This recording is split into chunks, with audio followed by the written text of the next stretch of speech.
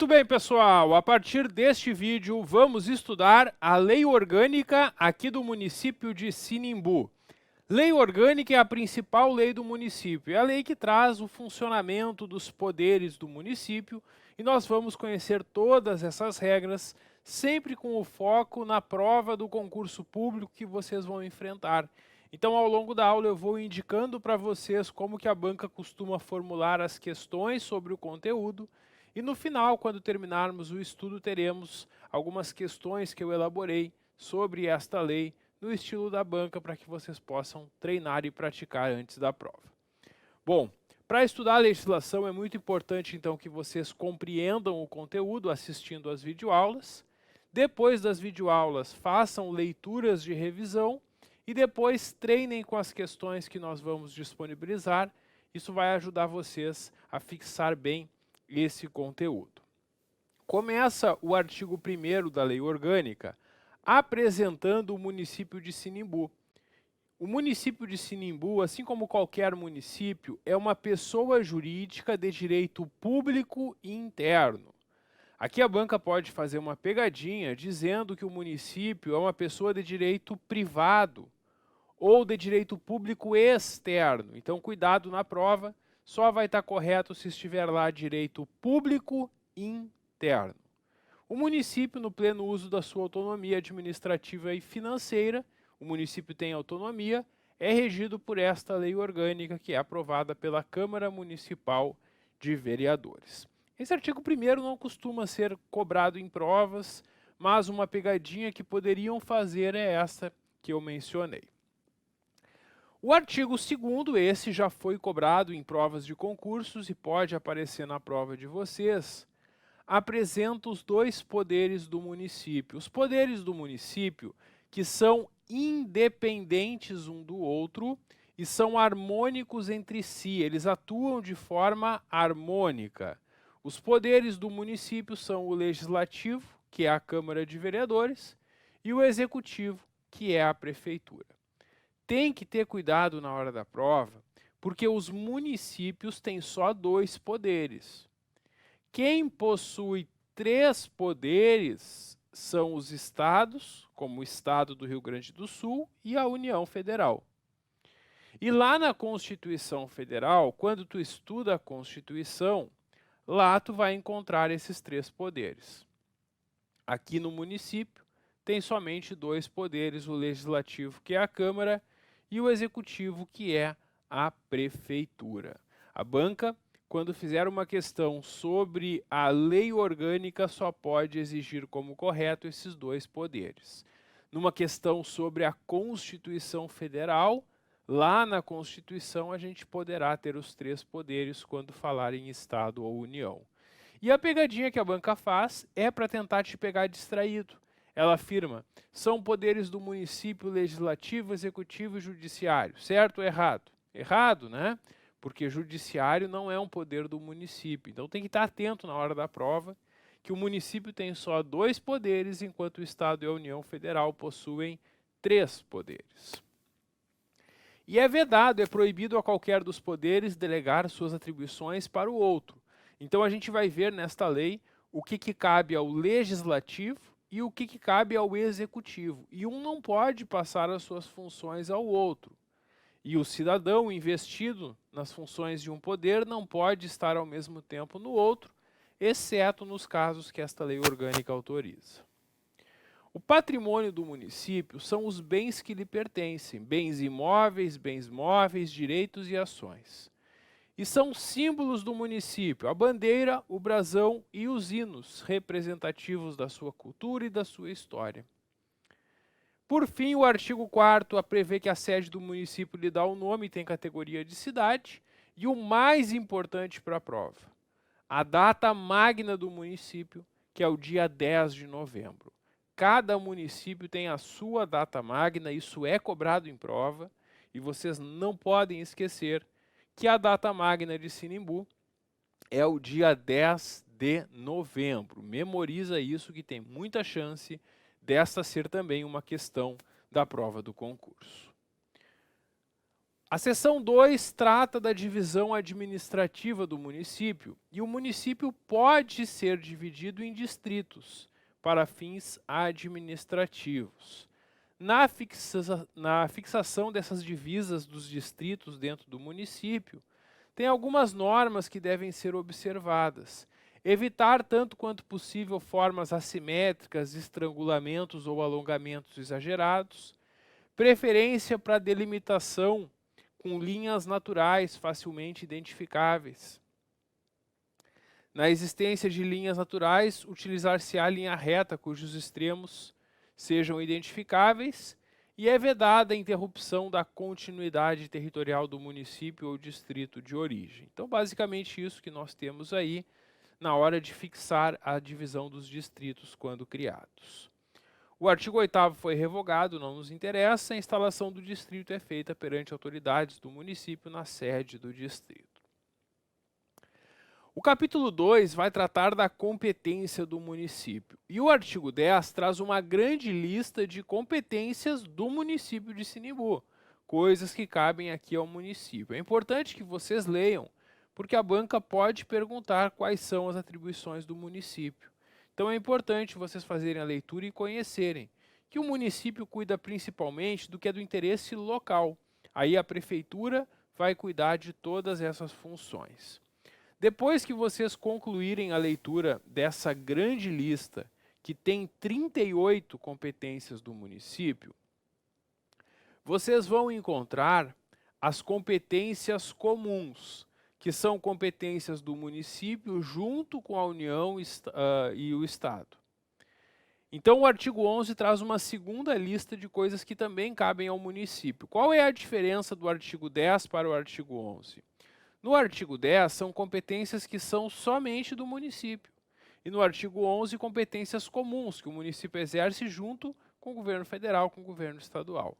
E a banca pode, na prova de vocês, misturar as competências que são só do município com essas que são comuns. Então é importante que vocês, ao fazerem a leitura do artigo 11, memorizem que essas competências são exercidas em conjunto com o governo federal e com o governo estadual.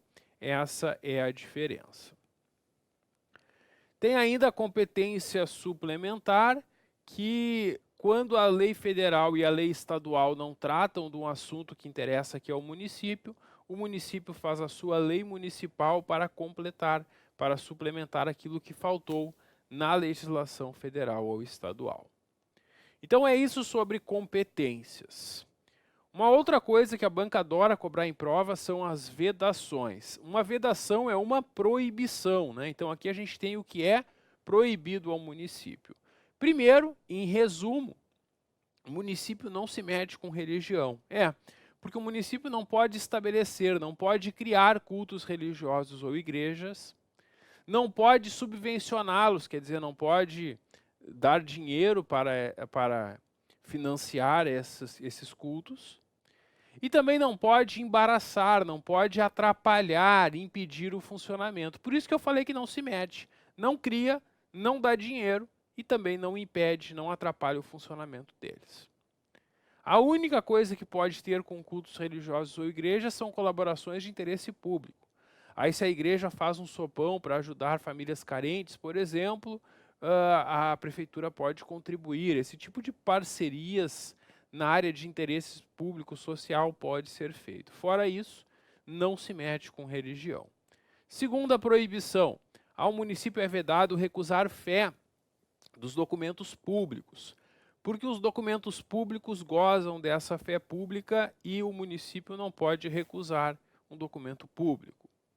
Não pode o município criar distinções entre brasileiros ou preferências entre si. Por exemplo, quando o município abre um concurso público, ele não dá nenhuma preferência para quem mora no município ou para quem nasceu no município. Qualquer pessoa pode se inscrever e, ficando bem classificada, vai ser nomeada para o cargo. O município não pode criar distinções, privilégios ou preconceitos em razão de um brasileiro ou outro. O município também não pode subvencionar ou auxiliar de qualquer modo que seja feita propaganda política partidária ou com fins estranhos que não interessam à administração. usando os meios de comunicação da prefeitura. Também é proibido que o município mantenha publicidade de atos que não tenham caráter educativo, informativo ou de orientação social. É que a publicidade feita com dinheiro público só é admitida se tiver esse caráter educativo, informativo ou de orientação. E nessa publicidade não pode constar nome, símbolo ou imagem que caracterize promoção pessoal de autoridades ou servidores. Então, servidores e políticos não podem se valer da publicidade da prefeitura para sua promoção pessoal, para fazerem campanha política, por exemplo. Também é vedado, é proibido ao município conceder isenções e anistias ou permitir a remissão, o perdão de dívidas, sem interesse público justificado. Porque sempre que o município concede uma isenção, anistia ou remissão, ele está abrindo mão de um dinheiro que entraria no cofre público. E por isso tem que ter um interesse público que justifique. Às vezes, por exemplo, o município concede uma isenção para uma empresa vir se instalar no município. E isso é um interesse público, porque a empresa vai gerar empregos e arrecadação. Mas sempre que for concedida uma isenção, anistia ou remissão de dívida, tem que ter um interesse público justificado. O município não pode exigir ou aumentar um tributo sem lei que estabeleça. Os tributos são os impostos, taxas e contribuições. E sempre que o município quiser criar um novo tributo ou aumentar um tributo existente, tem que ter lei. Vejam que o município não é proibido de aumentar um tributo. Agora, sempre que a prefeitura quiser aumentar um tributo, vai ter que encaminhar um projeto de lei e só se os vereadores aprovarem que o tributo vai existir. Então é vedado exigir ou aumentar tributos sem lei que estabeleça. Por lei não é vedado, é sem a lei que é proibido. Então sempre que quiser aumentar um tributo, tem que enviar um projeto de lei para a Câmara Municipal. Também é proibido instituir tratamento desigual entre contribuintes que estão na mesma situação, estabelecer diferença tributária de bens pelo fato deles serem de fora do município ou irem para fora, não pode ter nenhuma diferença tributária quanto à procedência ou destino. Não pode cobrar tributos quanto a fatos que ocorreram antes da lei que instituiu ou aumentou. Então, quando se faz uma lei instituindo um novo tributo ou aumentando, só pode exigir esse tributo quanto a fatos que acontecerem depois dessa lei. Além disso, no ano seguinte, porque é vedado cobrar tributos no mesmo ano que foi aumentado ou instituído o tributo. Então, aumentou o IPTU por um projeto de lei neste ano, só a partir do ano seguinte poderão cobrar com esse aumento. Também é proibido utilizar tributos com efeito de confisco, quer dizer, o valor do tributo não pode ser tão alto a ponto do município estar confiscando aí a propriedade. Não pode estabelecer limitações ao tráfego de pessoas ou bens por meio de tributos, exceto cobrança de pedágios, naquelas vias conservadas pelo poder público. Não pode também instituir impostos sobre o patrimônio, renda ou serviços de outros entes públicos, essa é a chamada imunidade tributária recíproca, porque um ente público não cobra imposto de outro. Então, da mesma forma que o município não vai cobrar IPTU de órgãos estaduais, o Estado não vai cobrar IPVA dos veículos do município. É isso. Um ente público não paga impostos para o outro. Também não pode instituir impostos sobre os templos de qualquer culto. As igrejas e demais formas de culto possuem essa imunidade de impostos. Também não pode instituir impostos sobre partidos políticos, nem sobre livro, jornal, periódico e o papel utilizado para a sua impressão. Então é isso que nós temos aí basicamente nessas vedações, nessas proibições, e a banca gosta de perguntá-las em prova, por isso é bom conhecer e entender todas elas. O título 2 da Lei Orgânica vai tratar aqui do funcionamento e organização do Poder Legislativo. Aqui a gente tem muitas regras para ver e conhecer sobre a Câmara Municipal. Depois que estudarmos todas essas regras, a gente vai encontrar aqui na Lei Orgânica as regras do Poder Executivo que é a organização da prefeitura, e demais regras sobre o funcionamento da administração pública. Bom, quanto ao poder legislativo, como a gente sabe, quem exerce o poder legislativo é a Câmara Municipal, também conhecida como Câmara de Vereadores. Os vereadores, assim como o prefeito e vice, são eleitos para um mandato de 4 anos, e a legislatura tem essa mesma duração do mandato de 4 anos. Cada um dos 4 anos é uma sessão legislativa. Então, quando eu falar em legislatura, eu estou falando em um mandato de 4 anos. Quando eu falar em sessão legislativa, eu estou falando em 1 ano. Esta sessão legislativa tem a duração de 1 ano. É isso. Composição da Câmara. A banca pode perguntar também, porque a quantidade de vereadores muda de um município para o outro. Aqui, a quantidade de vereadores é de 9 vereadores e a banca pode perguntar essa quantidade. Então, não esquece, são 9 vereadores. O parágrafo único apresenta as condições de elegibilidade para mandato de vereador, ou seja, como alguém pode ser eleito vereador. Para ser eleito vereador, é necessário ser brasileiro. E atenção que não precisa ser brasileiro nato. Tanto brasileiro nato como brasileiro naturalizado podem ser vereadores.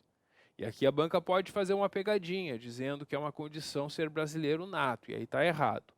Lá na Constituição Federal, no artigo 12, parágrafo 3º, tem alguns cargos que só o brasileiro nato pode ocupar. Mas nenhum desses cargos é municipal. São cargos como, por exemplo, presidente da República, ministro do STF. Para esses cargos tem que ser nato. Para ser vereador, não precisa. Basta ser brasileiro, nato ou naturalizado. Segundo requisito é estar no pleno exercício dos seus direitos políticos. Quem estiver com os direitos políticos suspensos não pode assumir o mandato de vereador. Alistamento eleitoral, tem que estar alistado como eleitor e ter domicílio eleitoral aqui no município, na circunscrição que é o território do município. Tem que estar filiado a um partido político, idade mínima de 18 anos e ser alfabetizado. Esses, então, são os requisitos para que alguém possa ser vereador. O artigo 16 apresenta o período de funcionamento da Câmara. A Câmara se reúne todo ano, de 1º de fevereiro a 15 de julho. Aí ela faz um recesso do dia 16 de julho até o final do mês, volta a se reunir em 1º de agosto e funciona até 15 de dezembro. A partir do dia 16 de dezembro, ela fica de recesso até 31 de janeiro do ano seguinte. Então é isso, esse é o período de funcionamento, que é o período no qual são realizadas sessões da Câmara todas as semanas, que vão ser realizadas nas terças-feiras às 19 horas. Na semana que for feriado na terça-feira, aí a sessão fica no 1º dia útil seguinte. Sempre às 19 horas o horário das sessões. A banca pode perguntar na tua prova qual é essa data, que é o período de funcionamento da Câmara, ou pode perguntar também qual é o dia e horário que ela vai se reunir. Então é importante memorizar essas duas informações. Fora desse período, ela está de recesso, né? Está aqui, ó, 16 de dezembro a 31 de janeiro e 16 de julho a 31 de julho ela está de recesso. No período de recesso, não acontecem reuniões da Câmara. Agora, se durante o recesso for necessário que a Câmara tome alguma providência, ela pode ser convocada para uma sessão extraordinária.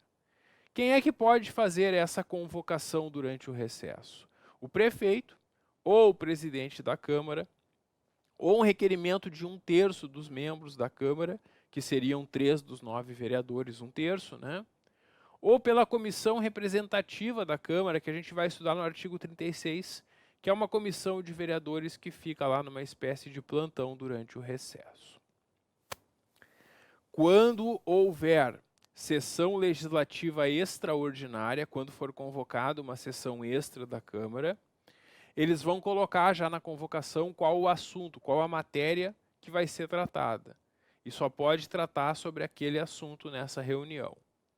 E os vereadores convocados para uma sessão extra não recebem nem um centavo por isso. porque é vedado, é proibido qualquer pagamento de natureza remuneratória ou indenizatória. Então, os vereadores não recebem quando é convocada uma sessão extraordinária. O artigo 17 trata da regra de aprovação das decisões da Câmara. As deliberações da Câmara são as decisões que a Câmara vai tomar.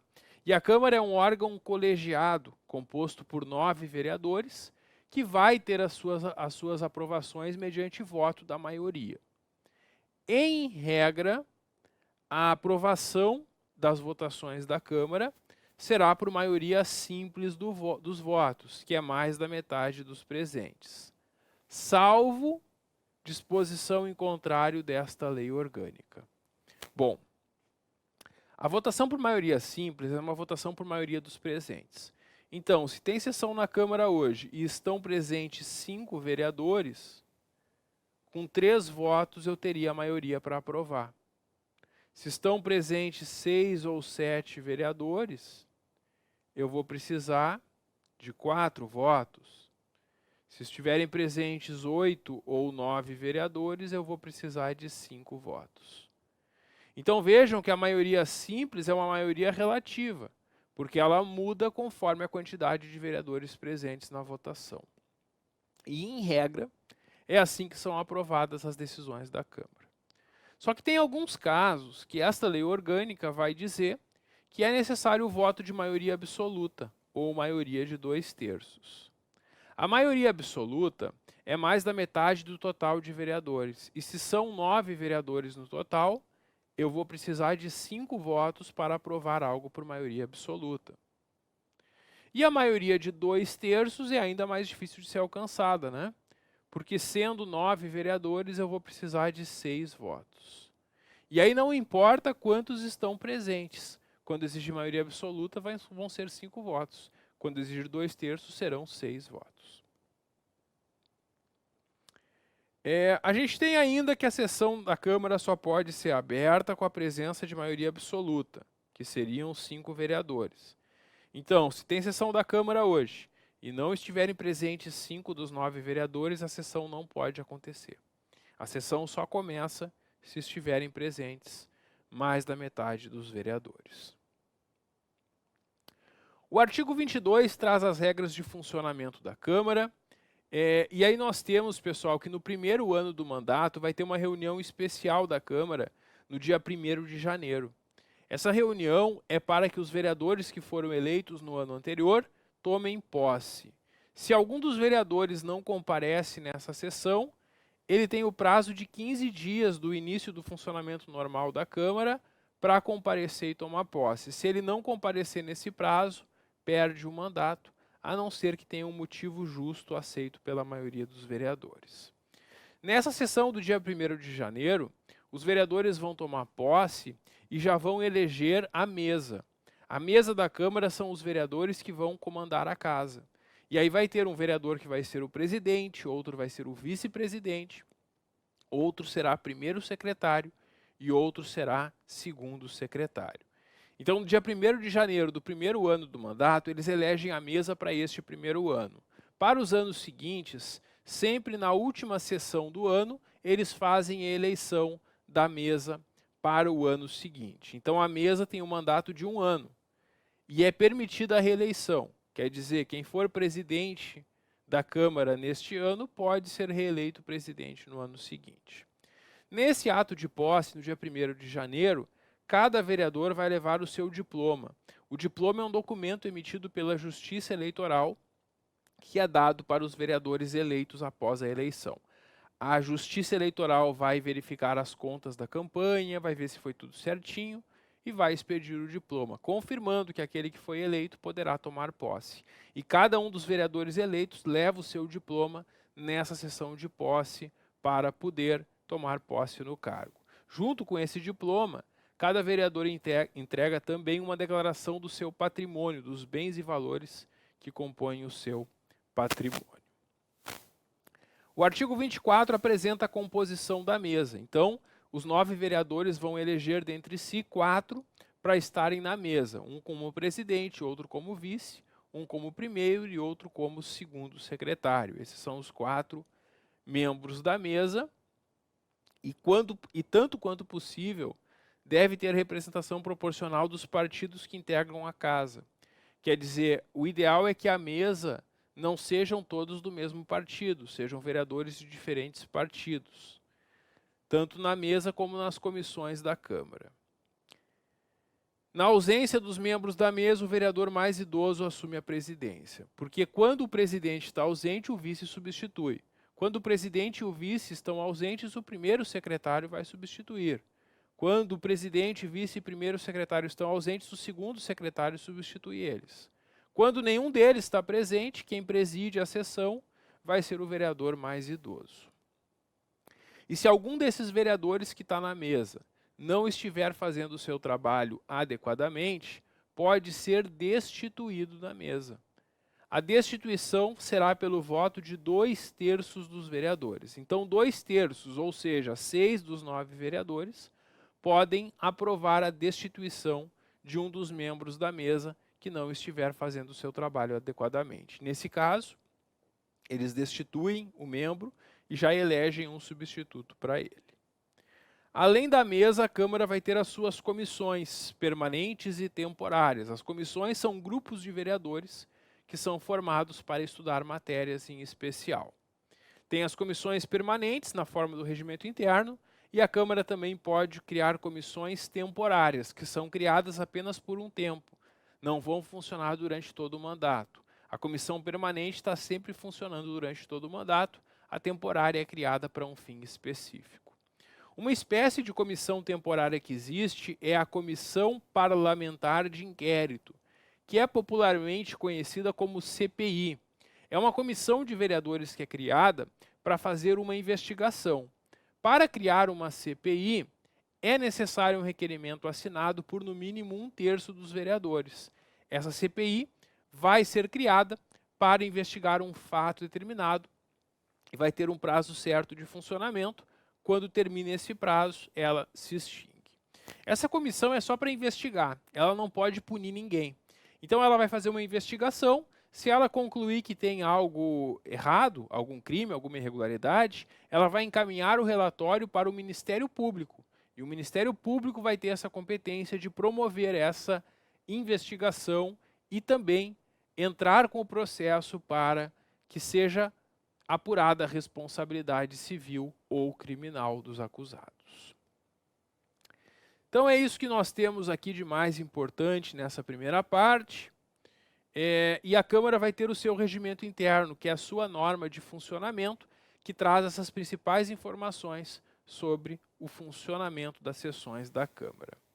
A Câmara também tem função de fiscalizar os atos da Prefeitura, e nessa função de fiscalizar, ela pode convocar secretários municipais ou diretores equivalentes para pessoalmente comparecerem e prestarem informações sobre assuntos estabelecidos.